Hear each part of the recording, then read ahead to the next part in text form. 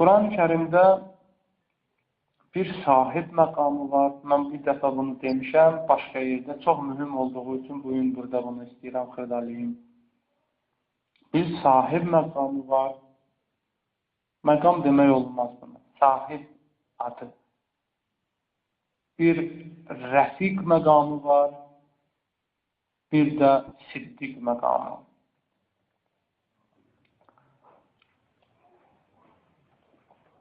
Allah Teala Quran-ı Kərimdə buyurur, hər kəs Allaha və Rəsuluna itaat edərsə, o qiyamət günündə bu şəxslərlə birgə olar. Bir, peyğəmbərlərlə. Bugün biri Allaha, Rəsuluna itaat edirsə, o qiyamət günündə peyğəmbərlərlə birgə olar. Və siddiqin. İkinci, siddiq şəxslərdir. Siddiq rütbəsinə qalxan insanlarla birgə olar. Və şühəda. Üçüncü mərtəbə şəhidlərin məqamıdır. İndi şəhidlər burada ya bizim aramızda səslənən bu şəhiddir, ya da şahid mənasındadır. Axı, qiyamət gündə bəzi insanlar şahidlər, əhl-i beyt bizim əməllərimizə şahid olacaqlar. Hər halda şahidlərlə birgə olacaqlar. Və axırıncı və salihin, salih insanlarla. Və həsunə ulaikə rəfiqa. Bunlar çox yaxşı dostdurlar. Allah buyurur. Bu ayənin şənin nüzulu var, nazil olma səbəbi. O da bundan ibarətdir. Savban adında bir şəxs Peyğəmbəri çox istəyirdi. Savban. Bu Peyğəmbəri görmədikdə çox narahat olardı. Kədərlənərdi. Kədərindən hətta zəifliyirdi, arıqlayırdı. Peyğəmbər bir gün bunu gördü, Savban gün və gün dava gedir. Səbəbini soruşanda dedi, ya Rasulallah, mən səni çox sevdiyindən səni görməyəndə darıxıram, qəm-qüssə qəlbimi tutur. Ona görə belə arıqlayıram. Allah bu ayəni nazil elədi. Hər kəs Allaha və Rəsuluna itaat edərsə, o bu 4 təbəqə ilə birgə olacaq cənnətdə və nə yaxşı rəfiqdirlər bunlar, Allah buyurur. Nə yaxşı rəfiq. Yəni, o məqama yüksəlməyəcək, Peyğəmbər məqamına yüksəlməyəcək ki. Siddiq məqamına yüksəlməz, əgər özü siddiq deyilsə. Amma bunlarla birgə olar. O da sevmək kifayət edəmir, gərək itaat olar. İtaat edəməlisən. Burada birincisi siddiq deyilir, siddiq məqamı. Bu üstün bir məqamdır.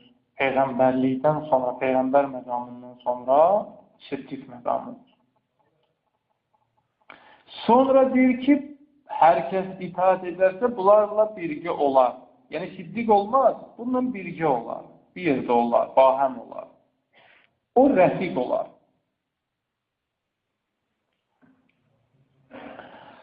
Bir də sahib məqamıdır. İnsanla birgədir, bahəmdir, bir yerdədir, amma rəfiq adını almır. O sahib adını alır. Yoldaş. Sahib yəni yoldaş. Məsələn, Həzrət Yusuf Peyğəmbər həbsdə olarkən ondan bir neçə nəfərdən müşrik var idi. Bir tərəf. Yusuf Peyğəmbər onları başa salırdı. Onların müraciətində belə deyirdi. Ya sahibəyi seçin, ərbabun təsərriqunə xayrun, əmillahul vahidul qahhar. Ey mənim həbsxana yoldaşları, bir Allah yaxşıdır, ya Allahlar. Məntiq nəyi qəbul edir? Ağıl nəyi qəbul edir? Bir Allahı, ya Allahları. Ağıl bunu qəbul edir. Həzrət Yusuf da bunu sual edirdi ondan. Deyirdi ki, ərbabun, ya sahibəyi seçin. Ey mənim həbsxana sahibim. Bu yoldaşdır. Yusufla bahəmdir, bir yerdədir. Amma rəfiq deyilənməz ki buna. Bu rəfiq necə ola bilər? Rəfiq ola bilməz, dost ola bilməz. Çünki bu müşrikdir. Ona görə nə deyir? Sahib deyir ona. Yoldaş. Rəfiq demir ona. Çünki dost deyil. Nə olsun bir yerdə yatırlar, bir yerdə çörək yeyirlər. Ya məsələn, və nəcmi idə hava. Allah Teala Necm surəsində deyir, and olsun o ulduza ki düşür. Bir təfsiri də budur. Və nəcmi idə hava. Havaya düşür, sakata. Mə zallə sahibukum və mə hava. And olsun ona, sizin yoldaşınız nə azır, nə yolunu istirir. Hava ilə zəllə arasında fərq var. Sizin yoldaşınız. Allah Teala güreşlərə deyir, müşriklərə, sizin yoldaşınız ki var Peyğəmbər, o azmıyır. O tərəf müşrikdir, kafirdir. Dost deyil aslında. Allah nə deyir? Yoldaş. Dost demir. Yusuf Peyğəmbərlə birgə həbsxanada olsa da, günlərlə bir yerdə olublar, olmağına baxmayaraq, Allah nə deyir? Deyir, Yusuf Peyğəmbər deyir, sahibim, mənim yoldaşım, rəfiq demir. Kim Peyğəmbərlərlə rəfiq olar? O şəxslər ki, Allaha və Rəsuluna itaət etmiş olar. Rəfiq bu şəxslər ola bilər. Və mən yoxsa illaha və Rasul. Nisa surəsinin 69 və 70-ci ayələridir. Hər kəs Allaha və Rəsuluna itaət edərsə, o Peyğəmbərlər, sadiqlər, şəhidlər və salih insanlarla birgə olar. Nə yaxşı dostdularlar.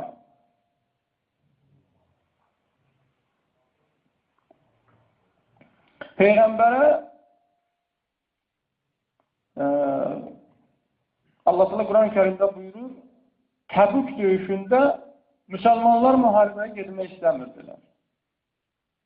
Əlbəttə bir qismi də münafiqlər var, imanı zəif olanlar var. Təbük döyüşü hicrətin 9-cu ilində baş vermişdir. Təbük müharibəsi. Peyğəmbər təbliğ eləyir ki, ayə nazil olur. Tövbə surəsinin 38-39-cu ayələr. Ya eyyuhəl-ləzīnə əmənu mə ləkum izə qilə ləkumun firu fi səbililləh istəqəltum iləl-ard. Möminlər, nə olub sizə? Sizə deyiləndə ki, Allah yolunda cihada gedin, müharibəyə çıxın, yerə yapışırsınız. Siz yerə yapışırsınız. Nə olub sizə? Əgər bir müharibəyə getməsiz, Allah sizi cəzalandırar. İllə tənfiru yuəzzibkum əzəbən əlimə. Cəzalandırar Allah sizi. 39 səfir. 40-cı ayəsi deyir ki, illə tənsuru, siz Peyğəmbərə kömək etmək istəmirsiniz. Ayənin şənin uzulu baxın, müharibəyə getməmək üçün, getmədikləri üçün Allah ayə nazil edir. 40-cı ayəsinin Tövbə surəsinin. Siz Peyğəmbərə kömək etmək istəmirsiniz. İstəyirsiniz müharibəyə getməməyinizlə Peyğəmbəri təşk qoyasınız. İllə tənsuru fəqət nəsərəhullah. Ona kömək etmək istəmirsiniz, Allah ona kömək edeyim. Yəni, yenə də edəcək. Haçan kömək edeyim Peyğəmbər Allah? Onu bizə deyir. O sahabələrə deyir. Deyir, siz elə fikirləşirsiniz ki, siz olmasa Allah Peyğəmbərini xilas etməz. İndi mən sizə deyim də, siz heç biriniz yox idiniz, biri də var idi, o da qorxurdu, mən ona kömək elədim. Heç biriniz yox idi. Peyğəmbəri Məkkədə öldürmək istəyirlər, Allah o səhnəni orada deyir. O 40-cı ayəni, baxın, şəhərin uzulu nədir? Sahabələr müharibəyə getmir. Bəzilər bunu fəzilət kimi təbliğ edirlər. Siz istəyirsiniz müharibəyə getməməyizlə Peyğəmbəri təşk qoyasınız, Peyğəmbərə kömək etməyəsiniz. Mən sizə deyirəm ki, siz heç olmasınız da Allah kömək eləyər ona. Və misal çəkir. Bir yadınıza salın, Peyğəmbəri Məkkədən qovanda, o Mədinəyə gələn yolda düşmənlər izinə düşmüşdülər. İz əxrəcəhullədiyyə kəfəru. O zaman ki, onu kafirlər çıxartırlar. İzhuma firqar. 3 yerdə deyir, kömək eləmişəm ona orada. 3 dənə səbəb deyir. Bir, İz əxrəcəhumullədinə kəfəru. Kafirlər ki, onu evdən çıxartdılar, o vaxtı biz kömək elədik onu. Onu öldürmək istədilər. Biz vəhiy elədik ki, xəbər verdik ona. Sən çıx get. Bu birinci kömək. İkinci kömək İzhuma fil ğar. Onlar mağarada olarkən. İkinci köməyi burada elədi. Nə ilə kömək elədi Allah? Bir hörümçək toru ilə. Baxın, Allah demək istəyir ki, siz səhabələr elə bilirsiniz ki, özünüz nəsə iş görürsünüz. Allahın iradəsidir. Allahın köməyinə. Əgər siz olmasaz, bu hörümçək toru ilə Peyğəmbərə kömək edir. Siz əgər qələbə çalırsınızsa, nə eləyirsinizsə, bunu bilməlisiniz ki, Allahın gücüdür. Allahın sizə ehtiyacı yoxdur ki. Allah istəsə bu müşkülü həll eləyə, hörümçək toru ki, özü deyir, ən zəif bir yuvadır, ən zəif, onunla kömək edir. İnnə əvhənəl buyudlə beydülən kəbud. Allah Quranda deyir, ən zəif ev, ən zəif yuva hörümçək yuvasıdır. Onun toxuduğu ən zəifdir də. Allah deyir, sizə dediyim ən zəif evlə, yuva ilə Peyğəmbəri mən qoruyarım. Üçüncü köməyi İz-yəqulu li-sahibihi la təxsən. Üçüncü köməyi o vaxt elədi ki, ona, o yoldaşına dedi, qəm-qüstəli olma. Allah bizimlədir. Üçüncü köməyi onda elədi. İndi nə kömək edir, bunu Allah bilir. Nəsə olacaqdı olsa. Nəsə olacaqmış. Üçüncü kömək oldu. Bu surə nazil olub Hicrətin 9-cu ilində. Hicrətin 9-cu ilində. Yəni, Peyğəmbərliyə seçiləndən 22 il sonra. Peyğəmbər Məkkədən Mədinəyə hicrət edəndən 9 il sonra surə nazil olur, bu ayə nazil olur. 9 il sonra. Onlar ki, deyirlər, bu birinci xəlifəyə fəzilətdir, bu fəzilətdir. 9 il sonra niyə nazil olur fəzilət? Bu, şənin uzulu müharibədir, başqa şeydir. Və orada nə deyir ona? İz-yəqulu li-sahibihi, demir siddiqihi. Dedi, bir siddiq məqamı var. Hər kəs Allaha, Rəsuluna itaat etsə, hansı məqama satar? Rəfiq məqamına satar. Əgər biri bu məqamlara çatması olur sahib. Birgə, Yusuf Peyğəmbərlə də müşrik bir yerdir. Nə olsun bir yerdəydi, yadırdı, içir, bir yerdə sürmədəydilər də. O nə rəfiq məqamına çatmışdır, nə də siddiq. 20 il Peyğəmbərlə birgə olasan, Allah nə deyə? Deyək ki, o sahibinə dedi, yoldaşına dedi. Vəziyyət çox ağırmış. Allah bununla demək istəyir ki, bu Allaha və Rəsuluna itaat eləməyib, itaat eləsəydi, deyərdi ki, rəfibinə dedi, dostuna dedi. Demək, Quran-ı Kərimdə 3 məqam var. Siddiq məqamı var, 2, rəfiq məqamı var, 3, sahib məqamı var. Peyğəmbər deyir, ya Əli, sənə 3 şey verilir, mənə onlar verilmir. 1, sənin qaynatan mənim kimi bir Peyğəmbərdir. 2, sənin İmam Həsən, İmam Hüseyin kimi balaların var.